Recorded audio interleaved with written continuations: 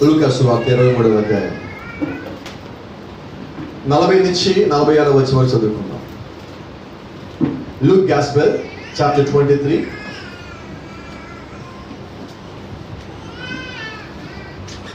from 40 to 46. లూకా సువార్త 23వ అధ్యాయము 40వ వచనం నుంచి 46 వరకు మనం చదువుకుందాం. అయితే రెండవ వాడు వారిని గద్దించి, నీవు అదే శిక్షా విధిలో ఉన్నావు కనుక దేవునికి భయపడవా?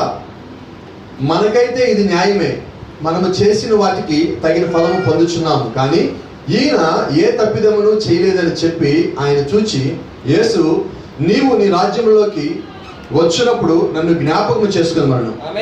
అందుకైన వానితో, నేడు నీవు నాతో కూడా పరదేశంలో ఉందవని నిశ్చయముగా నీతో చెప్పుచున్నాను. అప్పుడు రమారమి మధ్యాహ్నం ఆయన. అది మొదలుకొని 3 గంటల వరకు ఆ దేశం అంతటి మీద చీకటి కమ్మెను. సూర్యుడు అదృశ్యుడాయను. గర్భాలయపు తెర నడిమికి చినిగెను. అప్పుడు యేసు గొప్ప శబ్దముతో కేక వేసి, తండ్రి, నీ చేతికి నా ఆత్మను అప్పగించుకొంచున్నాను. ఆయన ఇలాగ చెప్పి ప్రాణం విడిచాను. ప్రార్థన చేసుకున్నాను. జీవం గల తండ్రి, జీవాధిపతి నాయన, మరోసారి ప్రభా నీ యొక్క లేఖన భాగం తండ్రి, ఈ దినం మేము చదివి ఉండగా, ఈ దినం ఎంతో ప్రత్యేకపరచబడిన దినమై ఉండగా, దేవా నీ చిత్తం ప్రకారం తండ్రి మేమందరం ఇక్కడ కూడుకొని ఉండగా, నీ యొక్క లేఖనం నుంచి మీ యొక్క బిడ్డలతో నువ్వు సూటిగా తేటగా మాట్లాడమని, ఇచ్చిన ప్రతి ఒక్క సాక్ష్యాన్ని ప్రభావ మరింత మీరు బలపరచమని, ప్రభా కుటుంబాలు బలపరచమని, దేవ ఎవరైతే ఈ యొక్క వర్తమానం వింటున్నారో వారి హృదయాలతో సూటిగా తేటగా మాట్లాడి మా యొక్క స్థానంలో మాకు మరొకసారి తెలియచేయమని ప్రాధాయపడుతూ ప్రభు యేసుక్రీస్తు అని ప్రత్యేకమైన నామములో స్తుతిస్తూ ప్రార్థిస్తూ వినయంగా అడిగి వేడుకుంటున్నాం. అందరూ కూర్చున్నాను. అలాగే యోహాను సువార్త 19వ అధ్యాయం, John gospel chapter 19 from verse 31 to 37. యోహాను సువార్త 19వ అధ్యాయము 31 నుంచి 37 వరకు మనం చదువుకున్నాం. ఆ దినము సిద్ధపరచు దినము, మరుసటి విశ్రాంతి దినము మహాదినము గనుక ఆ దేహములు విశ్రాంతి దినమున శిలువ మీద ఉండకుండానట్లు వారి కాళ్ళు విరగొట్టించి వారిని తీసివేయించమని యూదులు పిలాతును అడిగింది. కాబట్టి సైనికులు వచ్చి ఆయనతో కూడా శిలువ వేయబడిన మొదటి వాని కాళ్ళను రెండవ వాని కాళ్ళను విరగొట్టింది. వారు యేసు వద్దకు వచ్చి అంతకుముందే ఆయన ముట్టిపోయిట చూచి ఆయన కాళ్ళు విరగొట్టలేదు, కానీ సైనికులు ఒకడు ఈటితో ఆయన పక్కన పొడిచెను. వెంటనే రక్తమును నీళ్లను కారణం. ఇది చూచిన వాడు సాక్ష్యం ఇచ్చుచున్నాడు. అతని సాక్ష్యము సత్యమే, మీరు నమ్మునట్లు అతను సత్యము చెప్పుచున్నాడని ఆయన ఎరుగును. అతని ఎముకలలో ఒకటైనా విరవబడదు అని లేఖనం నెరవేరినట్లు ఇవి జరిగిన. మరియు తాము పొడిచిన వాడి తట్టు చూతురు అని మరొక లేఖనము చెప్పుచున్నది.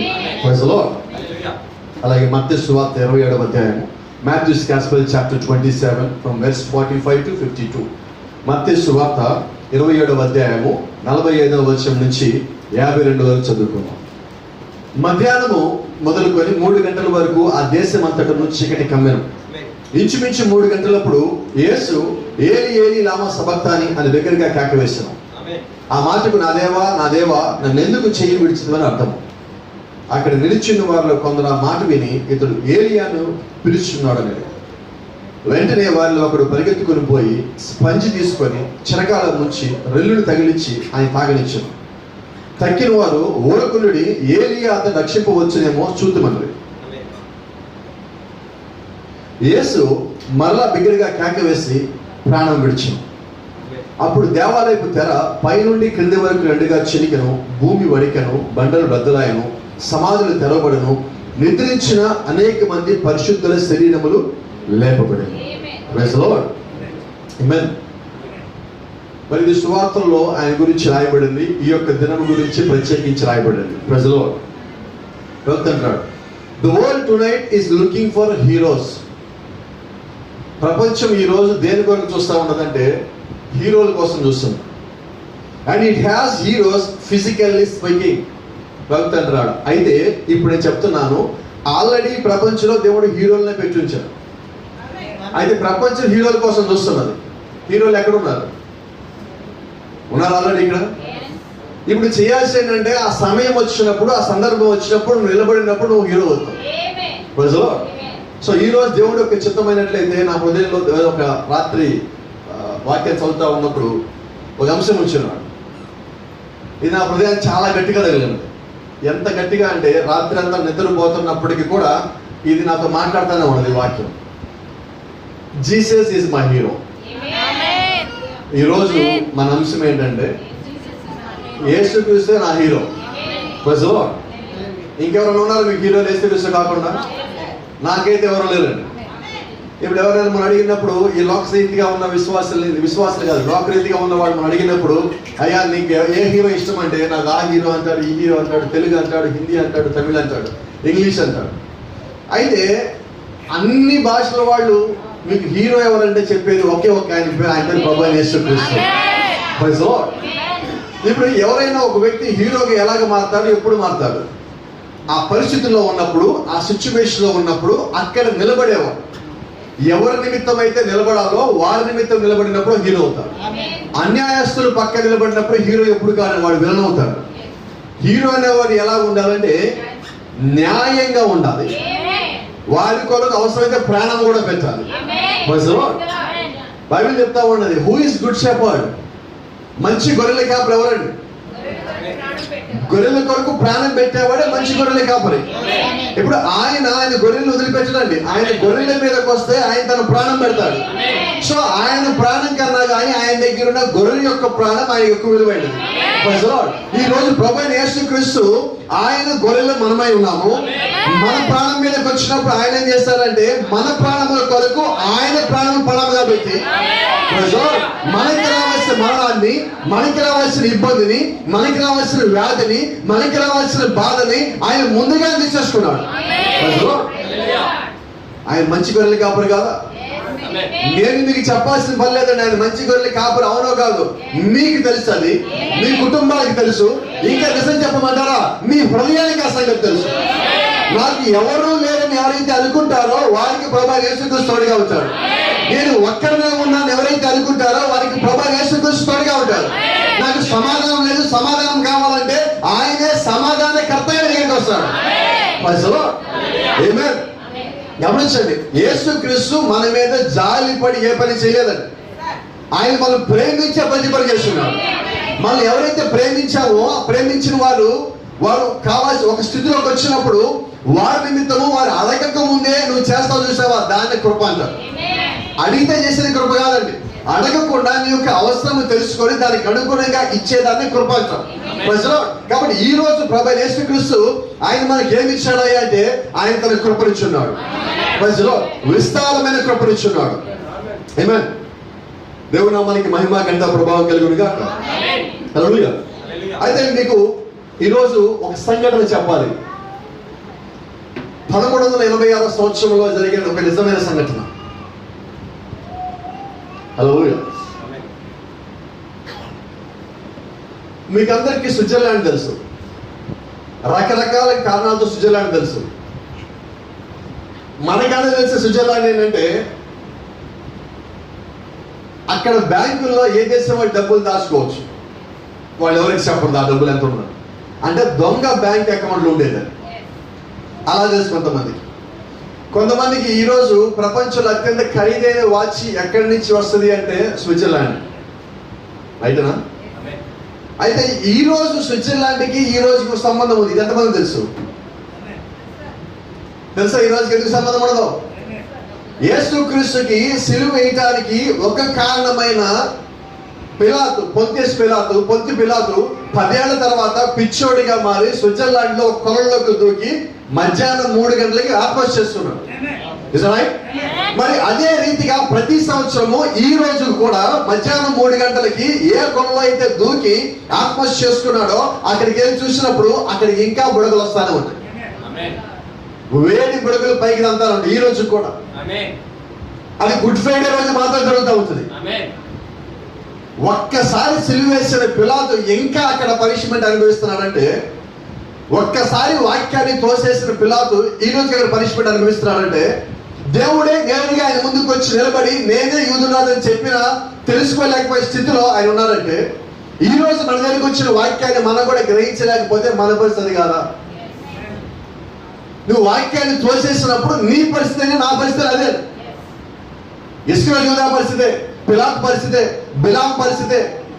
వాక్యమే నీ ముందుకి కరెక్ట్ గా యేసుక్రీస్తు ఆయన నడిచి వస్తున్న దేవుని యొక్క పరిపూర్ణమైన వాక్యము. మరి పరిపూర్ణమైన వాక్యం ఆయన ముందు నిలబడినా కానీ దాన్ని గ్రహించిన స్థితిలోకి ఆయన వచ్చి నిలబడి ఉన్నాడు. దాన్ని ఏం చేయగలమా? ఒక్కసారి సిలువేయబడిన ఆయనే అలాగైపోతే మనం ఎన్నిసార్లు మన దగ్గరికి వచ్చిన వాక్యం తోసేసి ఉంటాం. ఇది నా వల్ల కాదు, ఇది నాకు కుదరదు, నేను అంగీకరించేది, నేను చేయలేను అని ఎన్నిసార్లు మనం తప్పించుకొని ఉండొచ్చు.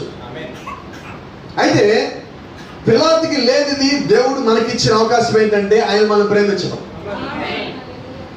కాబట్టి నీ జీవితంలో నువ్వు మొట్టమొదటిగా భూమి మీదకి వచ్చి శ్వాసించింది మొదలుకొని నీ చిట్ట చివరి దినములను నువ్వు శ్వాసించేంత వరకు కూడా ప్రతి ఒక్కదాన్ని దేవుడు ముందుగా చూస్తున్నాడు.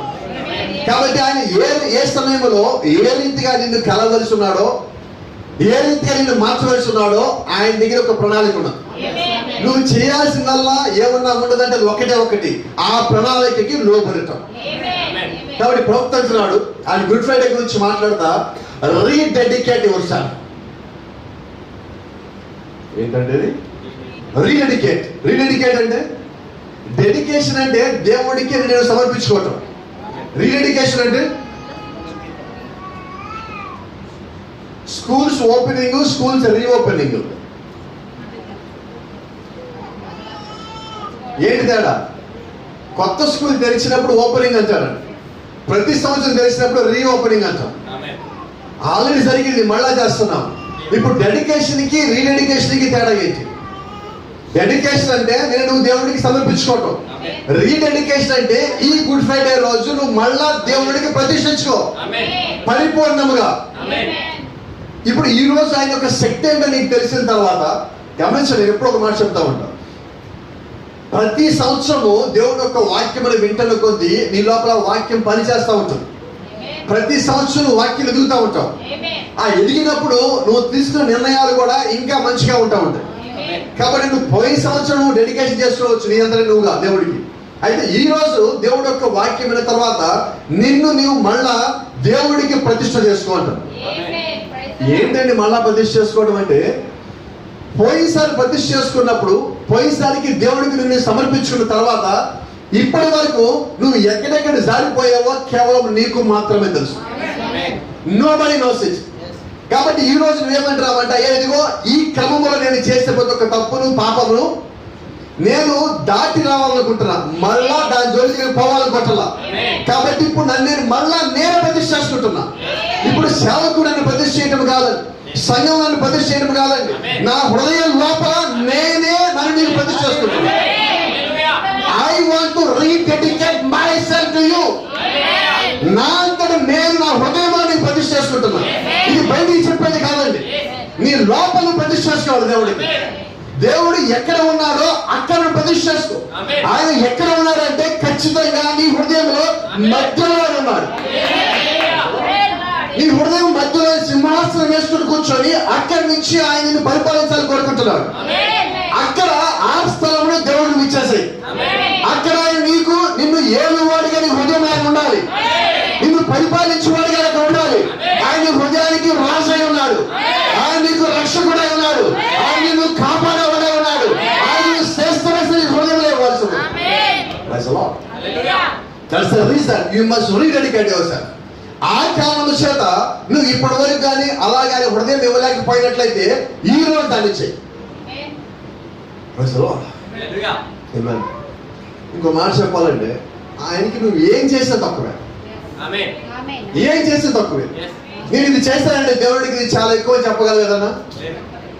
మరి సార్ సరే గమనించండి, 1186 సంవత్సరంలో స్విట్జర్లాండ్ జరిగింది. ప్రవక్త దీని గురించి మాట్లాడుతున్నారు. చరిత్రలోకి మీరు వెళ్ళేది కనిపిస్తుంది. అంటే ప్రాఫిట్ చెప్పిన డైమెన్షన్ చూసిన తర్వాత నిజంగా చాలా ఆశ్చర్యం కలుగుతుంది. స్విట్జర్లాండ్ వాళ్ళకున్న స్వాతంత్రం తీసేయడానికి సైనికులు వాడి మీద దాడి చేస్తున్న సమయం అది. సైనికులు మొత్తం బల్లాలు పట్టుకొని వాళ్ళ దగ్గర డాళ్ళు పట్టుకొని ఆ దేశం మొత్తం వాళ్ళు రౌండ్ వేస్తున్నారు. వాళ్ళు ఊరికి చివర ఒక మారుమూల ఒక గ్రామాన్ని పట్టుకోవడానికి వచ్చారు. లోపలికి ఎంటర్ అవుతున్నారు. అక్కడ నుంచి ఆ ప్రాంతంలో వాళ్ళంతా ఏం చేస్తారంటే ఇల్లు మొత్తం వదిలిపెట్టి పారిపోయే కొండనికాలు ఉన్నారు. దాంట్లో ఒక వ్యక్తికి 3 పిల్లలు ఉన్నారు. ఆ 3 పిల్లల్ని భార్యని ఇంట్లో ఉంచి ఇది కొండనికాలకి పారిపోయాడు. శత్రువుడు పక్క నుంచి వస్తున్నారు. ఈ వ్యక్తి అక్కడ నిలబడి ఉన్నారు. ఆ చుట్టుపక్కల దూరంగా వస్తున్న సైనికులు మొత్తాన్ని చూశారండి. వీళ్ళందరూ కూడా కొండ మీద చాలా చూస్తున్నారు. వీళ్ళ దగ్గర ఏమున్నాయంటే కరెక్ట్గా మాట్లాడితే ఇళ్లలో ఏవైతే వస్తువులు ఉంటాయో ఆ వస్తువులు పట్టుకొని వచ్చి యుద్ధం చేయడానికి. అటు పక్కన వచ్చేది ఎవరు? Trained army. ఆయుధాలు ధరించి యుద్ధంలో తర్ఫీదు పొందిన వాళ్ళు అటు పక్క నుంచి వస్తున్నారు. వాళ్ళ మీదకి వెళ్ళటానికి ఏం తెచ్చారు తెలుసా? ఈ ఒక్కోసారి కొంత బ్లేడ్లు ఉంటాయి తెలుసా మీకు? ఇలాంటి కట్ చేసే బ్లేడ్లు ఉంటాయి. దాన్ని ఏమంటారు? ఆ బ్లేడ్ యాక్సా బ్లేడ్. ఆ యాక్సా బ్లేడ్ పట్టుకొని చిన్న చిన్న ఇంట్లో దొరికిన కర్ర మొక్కలు పట్టుకొని ఇంట్లో కొద్దిగా పొడవుగా ఇనప వస్తువులు పట్టుకొని కరెక్ట్గా మాట్లాడితే గరిటెలు పట్టుకొని చెంబులు తపాలు పట్టుకొని వచ్చారు. ఈ పట్టుకొని వాళ్ళ మీద యుద్ధానికి వెళ్తున్నారు. వాళ్ళ దగ్గర పెద్ద పెద్ద బల్యాలు బస్సలు ఉన్నాయి. వీళ్ళు ఎలా గెలుద్దాం అనుకుంటున్నారు? ఆ కొండ నుంచి పైకి చూసినప్పుడు వీళ్ళంతా దగ్గర దాకా వచ్చేస్తుంటే వాళ్ళ మధ్యలో నుంచి ఒక వ్యక్తి ఉన్నాడు. ఆ వ్యక్తి లేచి నిలబడి వీళ్ళందరూ చూస్తున్నారు. వాళ్ళందరూ గుండెలు జారిపోతారు ఒక్కొక్కరికి. వాళ్ళు అంటున్నారు, ఇక మన పని అయిపోయినట్టే, మన ఊరంతా నాశనం అయిపోయినట్టే, మనకున్న స్వతంత్రం పోయినట్టే, ఇక మన వాళ్ళతో చనిపోవటమే, ఈ ఆయుధాలతో మనం ఏమీ చేయలేం అని వాళ్ళంతా దిగులు పడిపోతున్నారు. వాళ్ళకున్న ఆశలు మొత్తం చచ్చిపోయాయి. ఇక మా వల్ల ఏమీ కాదనే స్థితిలో ఈ వ్యక్తి లేచి నిలబడ్డాడు. అతను అంటున్నాడు, నేను వాళ్ళని ఆపుతాను.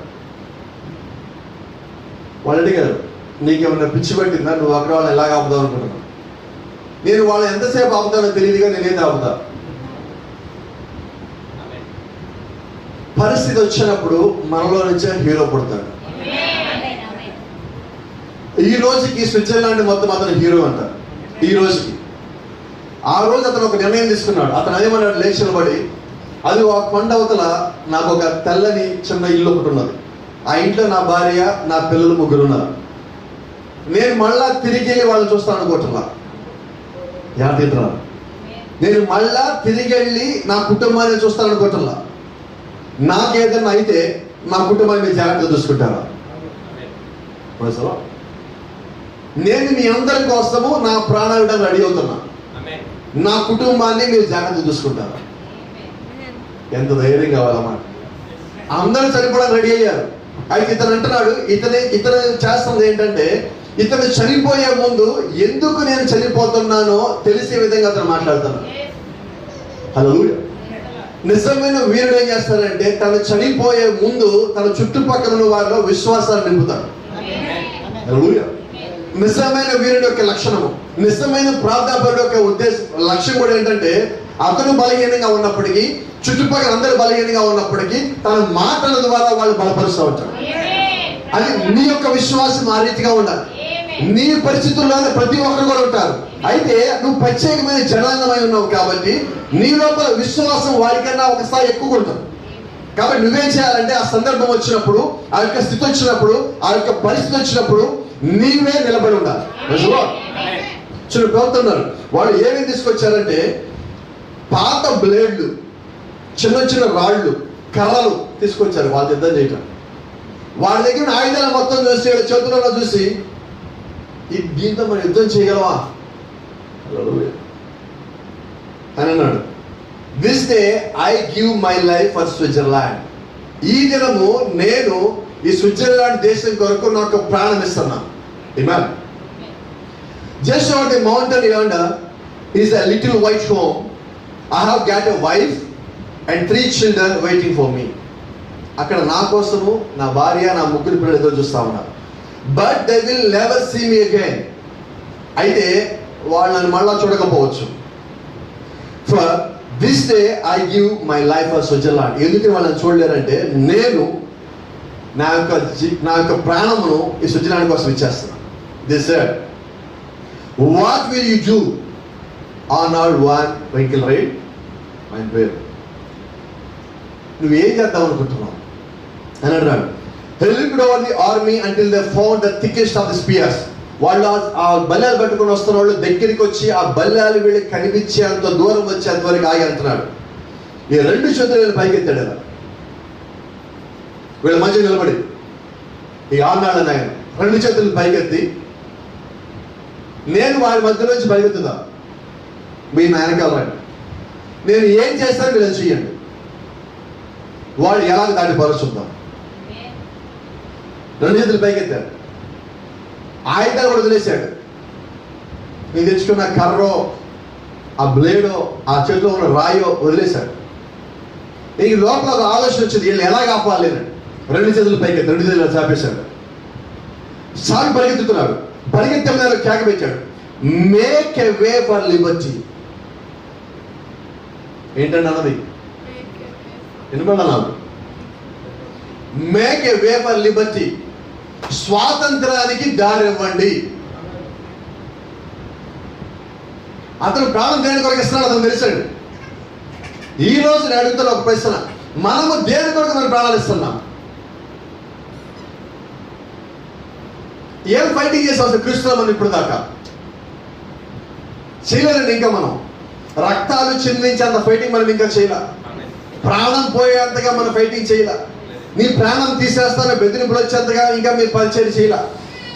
కొంతమంది నేను చేస్తున్నా ఆ సందర్భాలు ఎంత చెప్పలే ఇప్పటి వరకు. కొన్ని ప్రాంతాలు మా ప్రాంతానికి వచ్చి నువ్వు ఎలాగ తిరిగి ప్రాణం చేస్తావు చూస్తావని చెప్పి పాస్టర్లు అంటే 60 సంవత్సరాలు ఉన్నాయి. ఎలా నువ్వు ప్రాణంతో బయటికి పోతావు చూస్తామని వాళ్ళు ఉన్నారు. అలాంటి పరిచయం చేశారు మీరు? దేవుడి యొక్క పరిచర్య అంటేనే దాని స్థాయి, ఒక స్థాయికి వెళ్ళినప్పుడు అలాంటి పరిస్థితులు ముందు రోజు వస్తూ ఉంటాయి. ఎన్నిసార్లు బెదిరింపు ఫోన్ కాల్స్ వస్తాయి, ఎన్నిసార్లు బెదిరింపు మెసేజ్లు వస్తూ ఉంటాయి. అక్కడ ప్రార్థనకి వెళ్ళినప్పుడు అక్కడికి వచ్చి బెదిరిస్తూ ఉంటారు. అక్కడ పాస్టర్లు బెదిరిస్తారు, ఆ పాస్టర్ వచ్చాడు నిన్ను సంఘాన్ని లేపేస్తాను జాగ్రత్త. నేను ఒకే మాట అంటాను, వాక్యం కోసం నిలబడి నేను రెడీ. దేనికి? వాక్యం కొరకు మరణిస్తానే రెడీ. నువ్వు రెడీయా? నువ్వు రెడీ అయితే అప్పుడు మాట్లాడు. First lord. ఇప్పుడు ఇక్కడ ఉన్న వ్యక్తి కూడా ఏంటంటే ఆయన చేస్తున్న పని ఒకటే కాకి పెడుతున్నాడు. 2 చేతుల పైకి పెట్టి make a for liberty and he run towards the big brick wall of spears and screaming make a way for liberty. వాళ్ళందరూ బల్లాలు పెట్టుకుని ఇలాగ వస్తుంటే ముందుకు బల్లాలు పెట్టుకొని ఈయన వాళ్ళ మధ్యలో పరిగెత్తుకుంటూ వెళ్తా కేక పెడతాడు. ఏమని కేక పెట్టాడంటే, స్వాతంత్రాన్ని దారి ఇవ్వండి, స్వాతంత్రాన్ని దారి ఇవ్వండి. దారిస్తారు ఎవరన్నా? ఎవరు? ఈయన వాళ్ళ మధ్యలోకి పరిగెత్తుకుంటూ పోయి ఆ బల్లాలు దిగిపోతున్నాయి. ఈయన పరిగెత్తుంటే ప్రభుత్వం అంటున్నాడు, కొన్ని 100 బల్లాలు ఆయన వైపు తిరిగింది. బల్లాలు అందరూ ఆయన వైపు తిరిగినారని ఆయన గుచ్చుకున్న బల్లాలు మొత్తాన్ని గట్టిగా పట్టుకున్నాడు. ఇలాగ వదిలిపెట్టలేదు. ప్రాణం పోయింది. ఆయన ఎవరైతే బల్లాలతో గుచ్చారో ఆ బల్లాలు మొత్తం అలా పట్టుకుని అలా ఉండిపోయారు. ప్రాణం పోయింది. ఆయన అరుస్తానే ఉన్నాడు, సౌందర్యం ఇవ్వండి, సౌందర్యం ఇవ్వండి అని కేకలు పెడతానే ఆయన ప్రాణం కోల్పోయాడు. అప్పుడు దాకా మేము చచ్చిపోతాము, ఇంక మా జీవితం ఇంకేది లేదు అనుకుంటే అక్కడ చూస్తాం వాళ్ళంతా అలా ఉండిపోయారు. ఇదేంటిది, మన మధ్య ఉన్న వ్యక్తి ఇలా కేకలు పెట్టి ఇలా గడిచాడు, ఇలా ప్రాణాలు పోగొట్టుకున్నాడు. కొద్దిసేపటికి వాళ్ళు చూస్తూనే ఉన్నారు, వాళ్ళ కళ్ళలో నీళ్ళు వస్తుంది. వాళ్ళకి ఏమీ తెలియట్లా, వాళ్ళ చేతులు మొత్తం బిగుసుకుపోతుంది. అతను వెళ్ళే ముందు ఒక మాట చెప్పాడు, నేను ఏదైతే చేశానో మీరు అదే చెయ్యండి. ఆ బల్లాలు ప్రాణం పోయిన ఆయన దిగబడిపోయిన బల్లాలు నుంచి వచ్చేసిన ప్రభుత్వం అన్నాడు, ఆ బల్లాలతో ఆయన నేలకి గుచ్చారన్నాడు. ఆయన గాల్లో ఇలా ఉంటే ఆయన లోపల నుంచి బల్లాల మొత్తం దిగి నేలకి ఇలా దిగబడిపోయింది. బల్లాల మొత్తం ఇలా పట్టుకొని చచ్చిపోయాడు. ఆయన ఎందుకు చనిపోయాడో ఆయనకి తెలుసు. ఎప్పుడైతే ఆయన చనిపోయాను ప్రాణాలు పోయినాయో వీళ్ళు వెనకాల నుంచి వచ్చేవాళ్ళు ఒక్క నిమిషం ఆగిపోయారు. వాళ్ళకి ఏం లేదో తెలియదు. ఆయన చనిపోయినా బల్లె వదిలిపెట్టలేదో చూసిన తర్వాత వీళ్ళందరూ ఏం చేస్తారంటే ఇప్పుడు పరిగెత్తడం ప్రారంభించారు. ఇప్పుడు ఎలా పరిగెత్తుతున్నారంటే ఏడుస్తున్నారు. ప్రవర్తన మాటలో వాళ్ళు పరిగెత్తా ఉంటే వాళ్ళు చెంపలు మేంచి ఆ కన్నీరు జారుతా ఉంది, వాళ్ళు చొక్కాల మీద పడతా ఉంది. వాళ్ళు పరిగెత్తుకుంటా పోయి ఒక్కసారి వాళ్ళందరి మీద పడ్డారు. ఊళ్ళో వాళ్ళు మొత్తం కూడా కలిసి వచ్చారు. ఏం జరిగిందయ్యా అంటే వీళ్ళందరూ వాళ్ళు తరిమి వచ్చారు.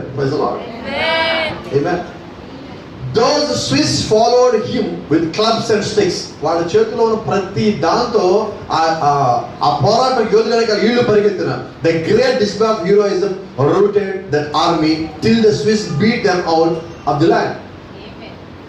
ఆ ఒక్కడు ముందు ఆ హీరోయిజం చూపించిన కారణం చేత, వెనకాల వచ్చిన వాళ్ళు తెలియగొట్టిన కారణం చేత ఆ యొక్క ప్రాంతం నుంచి ఆ స్విస్ ఆర్మీ పారిపోయాడు. ఒక్కడు ముందుకు వచ్చాడు, ఒక్కడు ప్రాణం పెట్టాడు. Praise the Lord. And they have never had a war from that day since.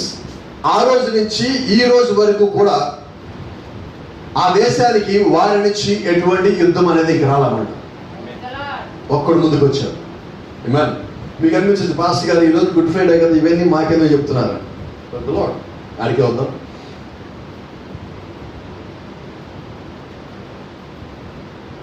It was a little thing to what happened on one day. ఒకరోజు ఒక చిన్న సంఘటన జరిగింది. ఏంటి ఆ సంగతి అంటే, when Adam raised his stood, demons marching from every side. ఎప్పుడైతే ఆదాము ఆ యొక్క ఏదైనా తోటలో పడిపోయి బయటకు వచ్చినాడో ఆ దయ్యాలు మొత్తం బయటకు వచ్చాయి. ఆ తర్వాత నుంచి ప్రాఫిట్స్ హ్యాడ్ ఫెయిల్డ్, ప్రవక్తలు విఫలం చెందారు. ధర్మశాస్త్రము విఫలం చెందింది.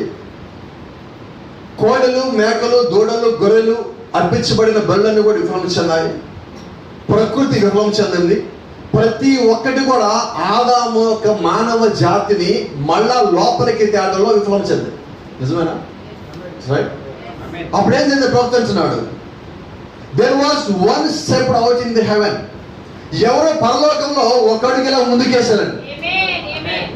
ఎందుకని ముందుకేశారంటే ఆ పడిపోయిన మానవ జాతిని వెనక్కి దాటాకి నేను కిందకి వెళ్తాను అని. ఎవరో ఒక్కరు ముందుకెళ్ళాలి. ఆ సమయం వచ్చినప్పుడు, ఆ సందర్భం వచ్చినప్పుడు నువ్వు వెళ్తావా పైన డిస్కషన్ అవుతున్నది. ఏ ఒక్కరు ముందుకు రాతున్నా. అలాగే స్విట్జర్లాండ్ దగ్గర ఉన్న కొండ మీద నువ్వు వెళ్ళి ఆపుతావా డిస్కషన్ అవుతున్నది.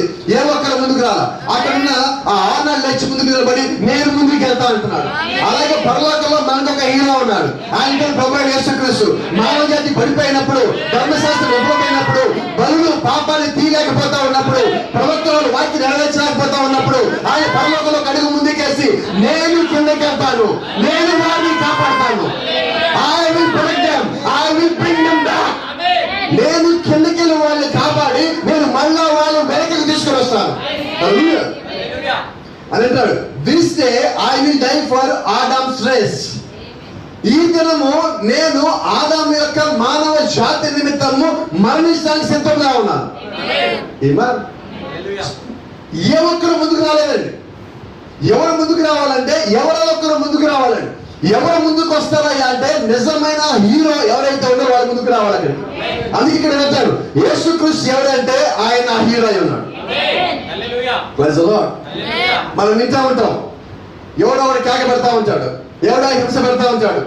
అప్పుడు ఒక చిన్న పిల్లడు కేక పెడతాడు, ఆగురా నీకోసం ఎవడో ఒకడు వస్తాడు, నీ సంగతి ఏంటో తెలుస్తాడు అంటున్నాడు. ఆ ఎవడో కాదండి, ఆ ఎవడని ప్రభువైన యేసుక్రీస్తు అయి ఉన్నాడు. వాడు మానవ జాతిని హింస పెడుతున్నప్పుడు, బాధలు పెడతా ఉన్నప్పుడు, మరణానికి తీసుకుపోతా ఉన్నప్పుడు, వ్యాధులకు అప్పగిస్తా ఉన్నప్పుడు, ఆయన పక్షవాతంతో మన మీద దాడి చేస్తున్నప్పుడు, క్యాన్సర్ తో దాడి చేస్తున్నప్పుడు, ఎయిడ్స్ తో దాడి చేస్తున్నప్పుడు, కరోనాతో దాడి చేస్తున్నప్పుడు ఆ ప్రభువైన యేసుక్రీస్తు అంటాడు నేను కిందకి వెళ్తాను, నేను వారిని కాపాడుతాను, నేను వీటి నుంచి విముక్తినిస్తాను, నా రక్తంలో వారి సుస్థిస్తాను, నా రక్తం వెలగించి వాళ్ళు కొంటారు, వాళ్ళు ఎవరో వాళ్ళకి తెలియజేస్తాను, వాళ్ళకి విడుదలిస్తాను. I will give them liberty. Praise the Lord. గలతీయులకు రాసిన పత్రిక 5వ అధ్యాయం 1వ వచనం. Galatians chapter 5:1. ఈ స్వాతంత్రం అనుగ్రహించి క్రీస్తు మనలను స్వతంత్రులుగా చేసి ఉన్నాడు. ఆమేన్. కాబట్టి మీరు స్థిరముగా నిలిచి మరలా దాస్యమును కాడి కింద చిక్కుకొనకుడి. ఇప్పుడు మనం ఎక్కడ ఉన్నాం? దాస్యంలో ఉన్నామా? స్వతంత్రంలో ఉన్నామా? వాక్యం ఏమంటుందంటే ఈ స్వాతంత్రం అనుగ్రహించి క్రీస్తు మనలను స్వతంత్రులుగా చేస్తున్నాడు. సో అది జరిగిపోయినది. అయితే మన హీరో మన నిమిత్తము ప్రాణాలు అర్పించున్నాడు. ఎలా కల్పించారంటే ఆయన శిలువలో బెల్లం పెట్టి పొడుచున్నాడు. ఆయన ఒంటి మీద సుమారుగా 5480 గాయాలు ఉన్నాయి.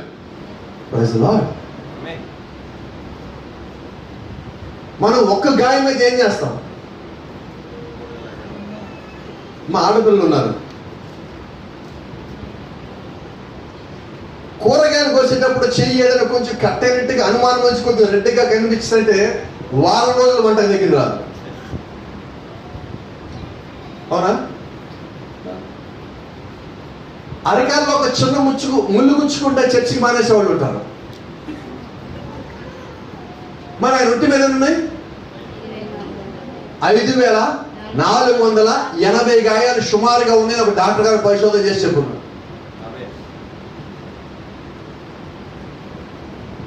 అంటే ఒంటి మీద ఖాళీ ఎక్కడుంది? ఆయన ఒంటి మీద ఖాళీ ఉండడానికి వీల్లేదండి. ఒళ్ళంతా ఛిద్రం చేయబడాలి, ఒళ్ళంతా గాయాలవ్వ. ఎలా ఉండాలంటే ఆయన ఒంటి మీద మొత్తం రక్తం కనిపించాలి. అది ఎలా ఉండాలంటే ఆయన ఒంటి మీద ఎర్రని రక్తపు వస్త్రము ధరించినట్టుగా ఆయన కనబడాలి.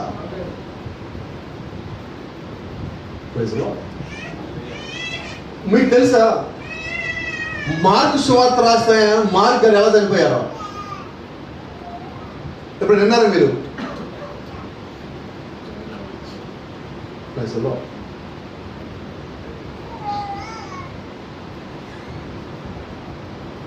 ఆయన ఒంటికి తాళ్ళు కట్టి మట్టి రోడ్ల మీద, గతుకుల రోడ్ల మీద, రాళ్ళ రోడ్ల మీద గుర్రాలకి తగిలించి ఆయన వెనకాల లాక్కుని పోతే, ఒంటి మీద వస్త్రం మొత్తం తీసేసి లాక్కొని పోతే, ఎక్కడి దాకా లాక్కొని పోవాలంటే వాళ్ళు ప్రాణాలు పోయేంత వరకు వాళ్ళు లాక్కొని పోతారు. అలా లాక్కొని పోయినప్పుడు వాళ్ళ ఒంటి మీద చర్మం మొత్తం పోయి లోపల నుంచి కండ బయటకు వస్తా, రక్తం బయటకు వస్తా ఉన్నప్పుడు వాళ్ళు అప్పటికి కూడా యేసుక్రీస్తు గురించే కేకలు పెడతా ఉన్నారు. వాళ్ళు ఏంటి, వాళ్ళు అప్పటికే ఏమన్నా తెలుసా? మేము క్రీస్తు పడినంత బాధ ఇంకా పడలేదంటున్నారు. ఎలాగ హతసాక్షులు అయ్యారండి? అంత భయంకరమైన మరణం వాళ్ళు మరణించినప్పటికీ కూడా వాళ్ళకు సువార్త ఈరోజు మనం చదువుతాము. అంటే దేవుడు చేస్తున్న కార్యం గురించి చెప్తా ఉన్నా. నువ్వు నిజంగా దేవుళ్ళలోకి వచ్చిన తర్వాత నీ యొక్క జీవితాన్ని నువ్వు అలాగే దేవుడికి ఇవ్వాలని కోరుకుంటావు. నేను డెడికేట్ చేసుకోమంటే అలా ఉండటానికి అండి. ఇదిగో డెడికేషన్ ఏంటంటే చర్చ్కి వచ్చి నన్ను నేను డెడికేట్ చేసుకున్నా అంత కాదండి. అసలు ఈ స్థాయి వేరు, మీ స్థాయి వేరు. మీరు క్రీస్తులో ఎటువంటి వారు అంటే క్రీస్తుల రక్త సంబంధాలు. మీరు ఆయన మనల్ని విమోచించాలంటే ఆయన మనకి రక్త సంబంధి కావాలండి. ఇప్పుడు ఆయన ఎవరిని విమోచిస్తారంటే ఆయన యొక్క రక్త సంబంధాన్ని మాత్రం విమోచిస్తాడు. సో ఇప్పుడు నువ్వు విమోచించబడ్డావన్నావంటే నీవు కూడా రక్తంలో భాగమై ఉన్నావు. దానికి అర్థం ఏంటంటే అదే DNA ఇప్పుడు ఈ లోపల ఉన్నది. ఆ లక్షణములు నీ లోపల ఉండాలి, ఆ గుణ లక్షణములు నీవు కలిగి ఉండాలి. క్రీస్తు రక్తం చిందించాడు, క్రీస్తు రక్తం కాల్చాడు, క్రీస్తు సొంతపరిచాడని చెప్పుకోవడం కాదు. ఆ రక్తము నీ లోపల ఉండాలి. ప్రభురాత్రి భోజనానికి వచ్చినప్పుడు నువ్వు ఆ పాత్రలో తాగుతా ఉన్నప్పుడు ఆ రాక్షసి లోపలికి వెళ్తున్నప్పుడు నీకు ఏమనుభూతి రావాలంటే నీ క్రీస్తు యొక్క రక్తము ఎలా ఉంటది? అది పట్టుకోవాలి, చేతులు అడుగుతాయి. క్రీస్తు యొక్క రక్తం నువ్వు తీసుకుంటున్నావు. అది మామూలు విషయమా? It's so powerful. అది ఎంతో శక్తివంతమైనది. You know why? It came from heaven. ఆ రక్త కణం ఎక్కడి నుంచి వచ్చిందంటే పరలోకం నుంచి వచ్చిందండి. ఇప్పుడు నన్ను విమోచించాలి రక్తము భూమి మీద సరిపోదు. కోడెల రక్తము, మేకల రక్తము, దూడల రక్తము, గొర్రెల రక్తము నన్ను విమోచించలేదు, మిమ్మల్ని విమోచించలేదు. కాబట్టి మనం విమోచించాలంటే పరిశుద్ధమైన రక్తము కావాలి. ఆ రక్తము నిజమైన గొర్రెపిల్ల అయి ఉండాలి, నిర్దోషమైన గొర్రెపిల్ల అయి ఉండాలి, ఏ పాపము చెయ్యని వ్యక్తి అయి ఉండాలి. ఈ రోజు మనలో పాపము చెయ్యని వాడు ఎవరంటే ఎవరు లేరు. మేము ఉండే చిన్నపిల్లలు ఉంటారు. మరి వయసు పెరిగిన తర్వాత పాపము చేయకుండా జీవించడం అసాధ్యం. మరి ఆయన దాన్ని సాధ్యము చేసి ఆ రక్తాన్ని పవిత్రంగా ఉంచి పరలోకంలో వచ్చి కిందకు వచ్చేటప్పుడే ఆయన మొత్తం డిసైడ్ అయ్యాడు. ఏం డిసైడ్ అయ్యాడంటే, నువ్వు కిందకి వెళ్ళినప్పుడు వాళ్ళని అసహించుకుంటారు. ఏమంటారయ్యా? మొట్టమొదటిగా నువ్వు పుట్టినప్పుడే నిన్ను వాళ్ళు చెడ్డపడితో పిలుస్తారు. ఏమని పిలుస్తారు? పెళ్లి కాకుండా వాళ్ళ అమ్మకు పుట్టినోడు అంటారు. కిందకి వెళ్తారు. నేను రెడీ. వివాహం కాకముందుగానే, ఎంగేజ్మెంట్ అవగానే ఈయన గర్భంలోకి వచ్చాడు. ఆయన ఎలాగ వచ్చాడు? పరిశుద్ధాత్మ మరియని కమ్ముకోవడం వల్ల వచ్చాడు. అది ప్రజలను గుర్తించండి, గమనించండి. ఈరోజు ఇక్కడ ఒక మాట చెప్పాలి మీకు ప్రత్యేకంగా. ఇంటర్ప్రిటేషన్ రాంగ్ అవుతుంది, తర్జుమా తప్పు జరుగుతున్నది. ఈ తర్జుమా తప్పు వల్ల చాలా మంది కొట్టుకొని పోతున్నారు, చాలా మంది పడిపోతున్నారు. అది ఏం రాస్తుందంటే, ఒక భాషలో పరిశుద్ధాత్మ మరియని కమ్ముకోవడం వల్ల మరి గర్భవతి అయింది అన్న పదానికి ఒక చరిత్ర రాస్తా వేరొక భాష నుంచి ఈ భాషలో తర్జుమా చేసేటప్పుడు ఆ భాషలో పరిశుద్ధాత్మ ఏమంటారంటే పేంతరా అంటారు. పేంతరా. ఈ తర్జుమా చేసినప్పుడు ఆయన పరిశుద్ధాత్మను ఒక వ్యక్తి పేరు కింద చేశాడు. ఈ భాషలోకి వచ్చాక ఏమైందంటే, మరియా ఫలానా వ్యక్తి ద్వారా గర్భవతి అని తయారైంది. చదువు రాకపోతే ఆగిపోవాలి. మార్చం వల్ల ఏమైంది? మొత్తం టోటల్గా అర్థం మొత్తం మారిపోయింది. ఇప్పుడు అక్కడ మరియని తప్పుగా కూడా స్థితికి వచ్చాడు. అలాగే ఈరోజు లేఖనాలని వాళ్ళకి అనుకూలంగా మార్చుకోవడం వల్ల, సొంత తర్జుమా చేయడం వల్ల ఏమవుతుందంటే అనేక మంది మరణిస్తున్నారు. ఈరోజు నూతన సంఘం మనం చూస్తున్నాం, మెథడిస్ట్ బాప్టిస్ట్ సంఘాలు మనం చూస్తున్నాం, ఆర్ఎస్ఎం సంఘాలు మనం చూస్తున్నాం. ఆ సంఘంలో ఉన్న ఏ కాపరికి నిజమైన వాక్యం తెలియదో చెప్పండి? ప్రతి ఒక్కరికి నిజమైన వాక్యం తెలుసండి. అయితే వాళ్ళు దాన్ని వాళ్ళకి అనుకూలంగా మార్చుకొని తర్జుమా చేయడం వల్ల వాళ్ళు మరణిస్తున్నారు, వాళ్ళ దగ్గర సంఘం కూడా మరణిస్తుంది. ఈరోజు మనకు తెలియదండి, ప్రభా యేసుక్రీస్తునామములో బాప్తిజం ఇవ్వాలని తెలుసండి. ఇస్తారా? ఎవరు? ఎందుకని ఎవరు? అలా ఇస్తే వాళ్ళు ఉద్యోగం పోద్ది. సో నిజమో తెలిసి ఉద్యోగం పోద్దామని వాళ్ళు జీవిస్తారు, మేము సేవకులమని చెప్పుకుంటున్నారు. ఇది సత్యం కాదండి, అది నిజమైన జీవితం కాదండి. అది క్రీస్తు కొరకు జీవించడం కానే కాదండి. క్రీస్తు మన స్వాతంత్రం చేస్తున్నాడండి. నువ్వు మళ్ళా డబ్బు అనే దాని కింద, పేరు పెక్కదనే దాని కింద, లేకపోతే వ్యభిచారమైన దాని కింద నువ్వు పట్టుబడతా ఉన్నప్పుడు నువ్వు స్వతంత్రం ఎలాగవుతావు? నువ్వు మళ్ళా నీ అంతటా నువ్వే దాస్యం కిందకి వెళ్ళినట్టు. ఇక ఆయన విమోచించి నీకు విడుదలనిచ్చి నువ్వు స్వతంత్రంగా చేసిన ఉద్దేశం ఏమన్నది? ఆ ఉద్దేశాన్ని ఎప్పుడో దాటిపోయాను. నిజమైన వాక్యము కొరకు నువ్వు ప్రాణం పెట్టు, నీ ప్రాణం మళ్ళా తిరిగి వస్తావు. నిజమైన వాక్యము కొరకు నువ్వు పరిచయం చెయ్యి, ఆ వాక్యమే నేను పరలోకాన్ని తీసుకుపోతాను. రెబెకా 100 మెట్లు లోపలికి దిగి దిగుడు బావిలోకి దిగి ఒక బావి నిండా నీళ్లు తీసుకొని వచ్చి ఆ ఒంటికి పోసినప్పుడు అదే వంటి రెబెకాను మోసుకొని ఇస్సాకు దగ్గర తీసుకొని పోయింది. మరి ఈ రోజు నువ్వు వాక్యం కొరకు పరిచయం చేసినట్లయితే, నువ్వు నిజమైన సువార్త కొరకు నిలబడినట్లయితే, అదే సువార్త నిన్ను పరలోకాన్ని తీసుకొని పోతుంది. The same gospel will take you to the heaven. నువ్వు దాంట్లో నిలబడుతున్నావా? ఎంత నిలబడుతున్నావు? నీ ప్రాణం పోయేందుకు నిలబడ్డామంటున్నా. చూడండి, ఆ కుటుంబంలో వాళ్ళు బాగా ఎలా చేస్తారు కదా, చాలా మంచోడు. ఆ కుటుంబం అలా చేస్తారా తెలుసు. యేసుక్రీస్తు చాలా మంచి దేవుడు, చాలా గొప్ప దేవుడు, ఆయన అలా బలంగా ఉన్నారంట. ఫలానా పాస్టర్ గారు చాలా బాగుంటారు, ఇదిగో మన పాస్టర్ గారు ఎంత కరెక్ట్గా ఉంటారు, ఆ విశ్వాసం ఎంత కరెక్ట్గా ఉంటారు. ఇవన్నీ మంచియే. అయితే ఏంటంటారు, మరి మన ఇంట్లో ఏంటి? మన ఇంట్లో ఏంటి?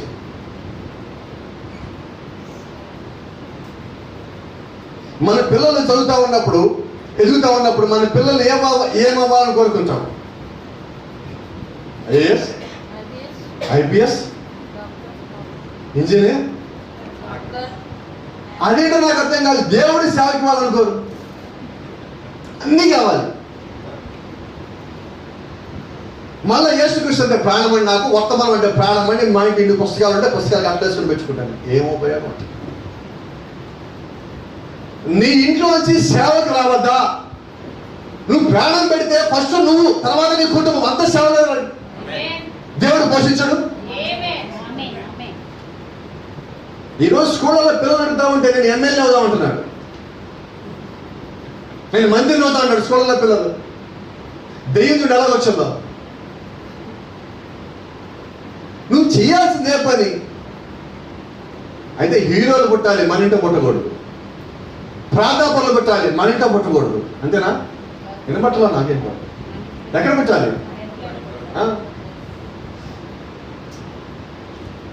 ఇంకా మాట చెప్తా, ఇది వారసత్వం కాదు. ఇప్పుడు చెప్తా ఉన్నా ఇక్కడి నుంచే. నా కొడుకు పాస్టర్ అవుతాడు లేదో నాకు తెలియదు.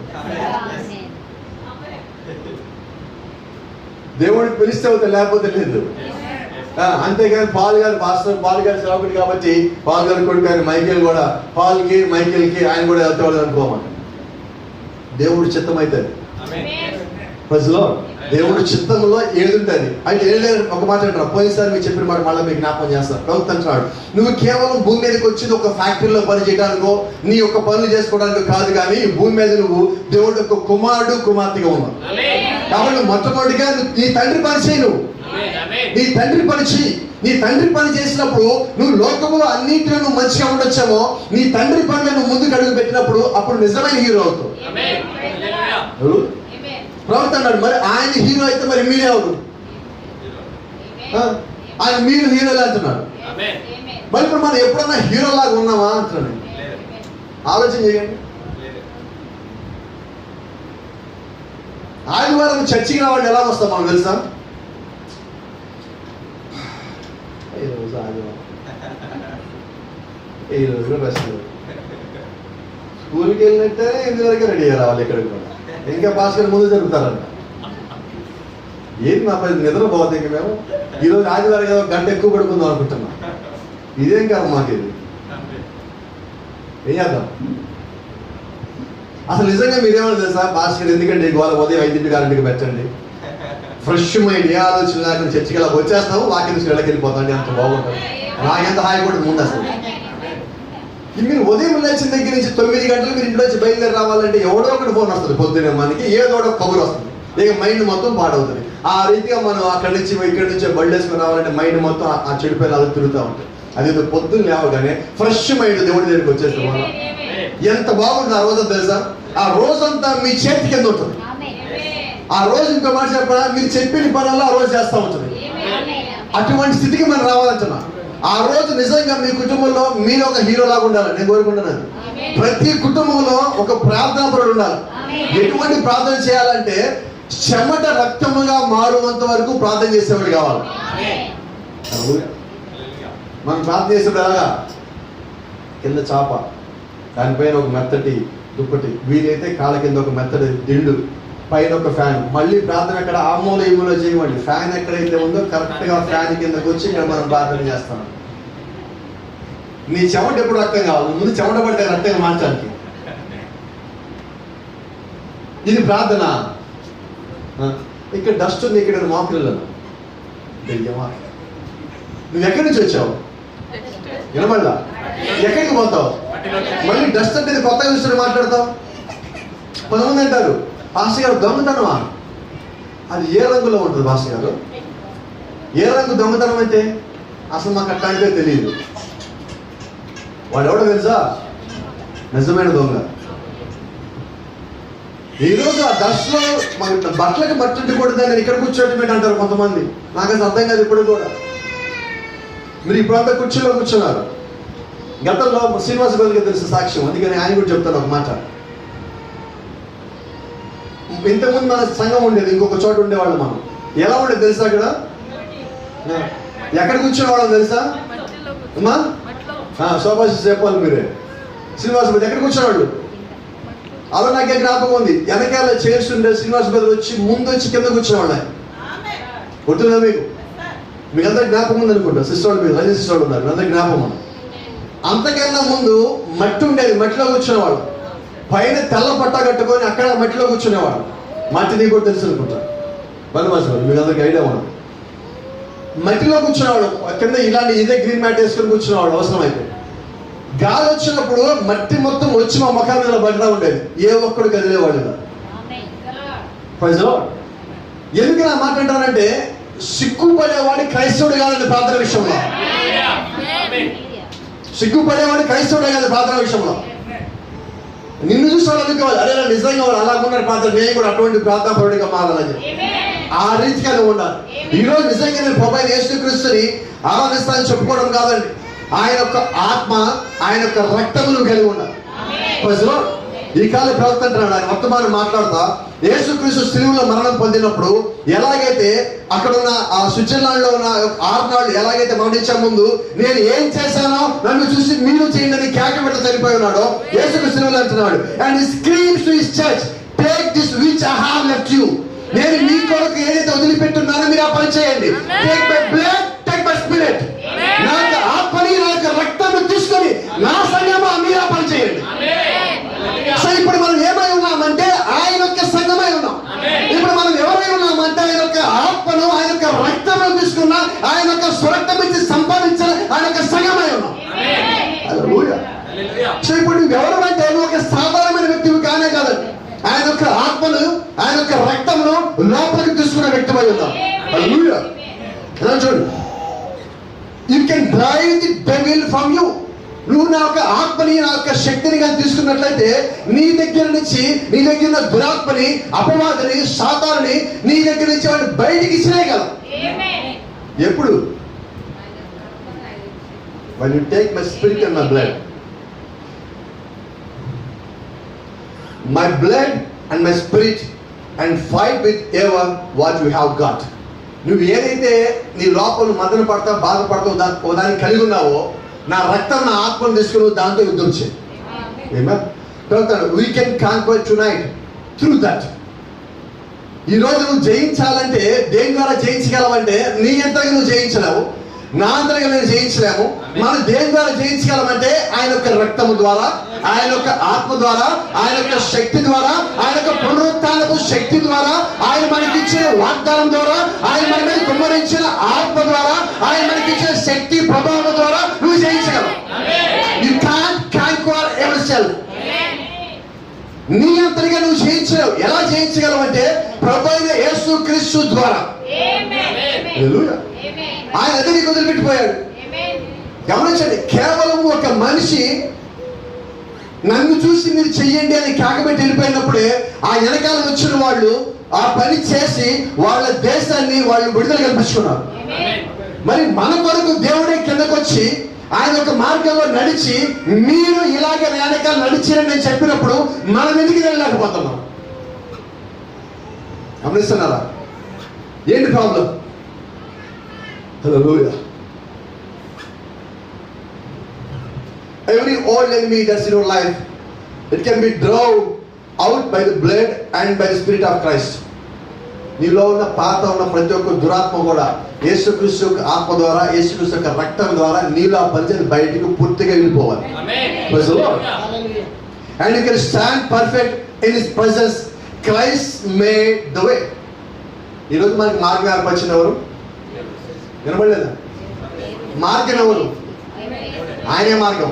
మార్గం ఏర్పరిచింది ఆయనే, ఆయనే మార్గమై ఉన్నాడు. నిన్ను మార్గంలో తెచ్చి వదిలిపెట్టాడు. లెట్ మీ టెల్ యు, ఆయన మార్గంలోకి తెచ్చి నిన్ను వదిలిపెట్టి వెళ్తా నీ కొరకు మార్గదర్శిని పెట్టుకోయాడు. మార్గదర్శి అంటే ఎవరు తెలుసా మీకు? మార్గదర్శి అంటే ప్రవక్త. ఆయన నిన్ను ప్రవక్త లేక వదిలిపెట్టి పోలేదండి. ప్రతి సంఘ కాలానికి ఆయన ఒక ప్రవక్తను ఇచ్చున్నాడు. ఆ ప్రవక్తను నీ ముందు పెట్టి ఆయన వెనకాల నాతో పాటు రానికి రాంటున్నాడు. ఈ రోజు ఆయన వదిలిపెట్టింది ఎక్కడ? వదిలిపెట్టలేదు. ఆయన రక్తము వదిలిపెట్టలేదు, ఆయన ఆత్మను వదిలిపెట్టలా, ఆయన యొక్క వాక్యం వదిలిపెట్టలా, ఆయన యొక్క మార్గదర్శి కూడా వదిలిపెట్టలేదు. ప్రజలు కాబట్టి గమనించండి, ఈ దినము నిజంగా మనకి ఇది ఒక మంచి శుక్రవారం. ఎందుకని మంచి శుక్రవారం అంటే క్రీస్తు యొక్క రక్తము ఇంకా నాలో ఉన్నది. ప్రవక్తను పరలోకంలో పైకెత్తబడిన తర్వాత అక్కడ కవాతు చేసుకుంటూ పరలోకానికి వెళ్తా ఉన్నప్పుడు నీ మీద ఏమున్నదంటే ప్రోక్షించబడిన యేసుక్రీస్తు యొక్క రక్తం ఉన్నది. ఇప్పుడు ఆ రక్తం నీ మీద ఉన్నప్పుడు నడుస్తూ ఉన్నప్పుడు ఎలా ఉందంటే అది నీకు ఒక గర్వంగా చూపించదండి, నువ్వు జయించాలని చూపిస్తా ఉంటుందండి. ఈ రోజు నీ ఏమై ఉన్నామంటే భూమి మీద జయించిన ఒక విశ్వాసిగా ఉండాలి. ఏం జయించావు? క్రీస్తులను జయించావు. నువ్వు ఏం జయించావు అని వెనకాల ట్యాగులు ఉంటాయి, ట్యాగ్లైన్లు ఉంటాయి. ఇదిగో నేను సిగరెట్లు జయించాను, మందు జయించాను, వ్యభిచారం జయించాను, దొంగతనం జయించాను, అబద్ధాలు జయించాను, మోసం జయించాను, అన్ని ట్యాగ్లైన్. నువ్వు జయించింది ఏముండదంటే క్రీస్తులో. క్రీస్తు లేకుండా నువ్వు జయించగలిగింది ఏది లేదు. నువ్వు క్రీస్తుని పరిపూర్ణంగా కలిగి ఉండు. కొద్దిగా కాదండి, ఆదివారం కాదండి, శుక్రవారం కాదండి, బుధవారం కాదండి, మన వర్తమానం ఉన్నప్పుడు కాదండి, వర్తమాన పుస్తకం చదివినప్పుడు కాదండి, బైబిల్ చదివినప్పుడు కాదండి, మోకాళ్ళ మీద ప్రార్థించినప్పుడు కాదండి, ప్రతి దినము 24 గంటలు 365 రోజులు నువ్వు క్రీస్తునే కలిగి ఉండాలి. నీ నోటి నుంచి ఏ మాట వచ్చినా అది వాక్యానుసారమైన మాట అయి ఉండాలి. ప్రవక్త అంటున్నాడు, దేవుడు ఆత్మ కలిగిన సంఘం నాకు ఇవ్వండి, ఎంత పాటు ఎందుకు కాదు చూపిస్తాను. అంటే సమస్య ఏంటి ఇప్పుడు? ఈరోజు మనకి ఆత్మ లేదా? ఉన్నది. అయితే సమస్య ఏంటంటే ఆత్మ అలాగ వస్తున్నాడు పోతున్నాడు, వస్తున్నాడు పోతున్నాడు. ఆయన ఉండట్లేదంటే ఆయన ఉండే వాతావరణం మనం ఉంచాలండి. ప్రజలు ఒక చిన్న మాట చెప్తా, మరి కొంతమంది కోపాలు రావచ్చు, పర్వాలేదా? మన ఇంటికి ఎవరైనా బంధువులు వచ్చారు, వాళ్ళంటే మనకి ఇష్టం లేదు, నోడతానం మనం నోడతానం ఏం చేస్తాం? నోడతామంటాం. ఎందుకంటే నాకు చాలా ఇష్టం, అసలు మీకోసం నేను వెయిట్ చేస్తున్నాను, మీరు ఎప్పుడెప్పుడు ఉంటారా మాతో కూడా వెయిట్ చేస్తా అంటాం. ఎలాగుంటుంది ప్రవర్తన? ఎలాగుంటుంది? వినబడలా? నేను అంటున్నా అలాగంటే వాళ్ళు ఉంటారా అంటున్నా. మరి పరిశుద్ధాత్మ కావాలి కావాలి అంటున్నాము, నిజంగా పరిశుద్ధాత్మ రావాలి అంటే మనం ఉంటున్నావా? ఉండట్లా. మరి ఆయన వచ్చి ఉంటాడా? నీ ప్రార్థన మేరకు, నీ అభ్యర్థుల మేరకు, నీ పిలుపు మేరకు, నీ కోరిక మేరకు, నువ్వు కలిగి ఉన్న ఆశ మేరకు ఆయన వస్తున్నాడు నీ దగ్గర ఉండామని. అయితే వాతావరణం లోపల ఉండట్లా. ఏం చేస్తావు ఇప్పుడు? ఆయన మళ్ళీ వస్తాడు. వెళ్ళిపోవట్లేదండి, సమస్య ఇక్కడ అదే వస్తుంది. ఆయన మళ్ళీ వస్తానంటున్నాడు. ఆయన మళ్ళీ వస్తాను ఎందుకు అనిపిస్తానంటాను నేను. అయ్యా మళ్ళీ రావద్దు, ఉండు, ఇప్పుడేంటో సమస్య నాకు చెప్పు, ఏం క్లియర్ చేయాలి, నేను రెడీ, నన్ను క్లియర్ చేయి, ఏమంటూ ఉంది. నువ్వు ఎందుకు వెళ్ళిపోతావు? వెళ్ళిపోతా పరిస్థితి ఏంటి? బైబిల్ చెప్తా ఉంది, వాక్యం అంటుంది, అఫ్సీయుల రాసిన పత్రిక 4వ అధ్యాయం 30వ వచనంలో మాట్లాడుతుంది, పరిశుద్ధాత్మ దుఃఖపరచవద్దు. పరిశుద్ధాత్మ వచ్చి వెళ్ళిపోయాడంటే అర్థం ఏంటంటే నువ్వు వాక్యానుసారంగా లేవని. నువ్వు వాక్యానుసారంగా ఉంటే ఎక్కడ ఉండాలి? ఆయన నీలో ఉండాలి. అంటాడు, నువ్వు పరిశుద్ధాత్మ కలిగిన ఒక వ్యక్తితో పాటు ఉన్నప్పుడు కొద్ది కాలానికి నీవు కూడా పరిశుద్ధాత్మ పొందుకుంటావు అంటున్నాడు. ఇప్పుడు దానికి అర్థం ఏంటంటే నేను ఎటువంటి స్నేహితుడు కలిగి ఉండాలి?